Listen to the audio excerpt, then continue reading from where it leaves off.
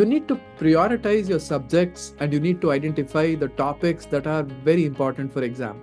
You have to revise at least 5 years of previous question papers. Make sure that you get at least 6 to 8 hours of sleep every night.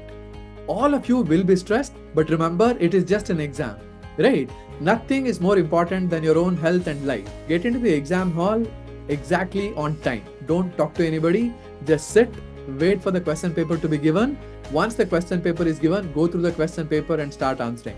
We know that all first year papers will have MCQs. So you'll get 1 minute for one MCQ.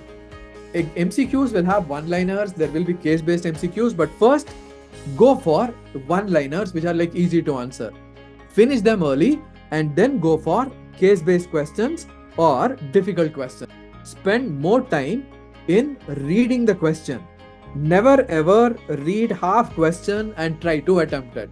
Remember, when the question has verbs like list, mention, name, enumerate,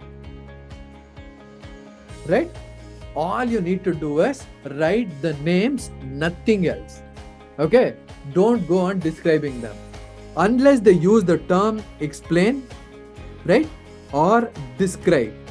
You are aware of the practical exercises. You have seen all specimens, you have seen all slides, and you have revised all of them. This is again a must.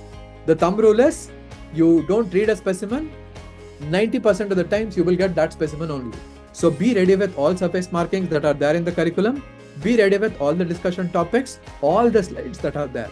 Never skip topics for your practical exercise. It could be a disaster. When you present your answers, stay calm, answer confidently, and never get into argument with your examiner.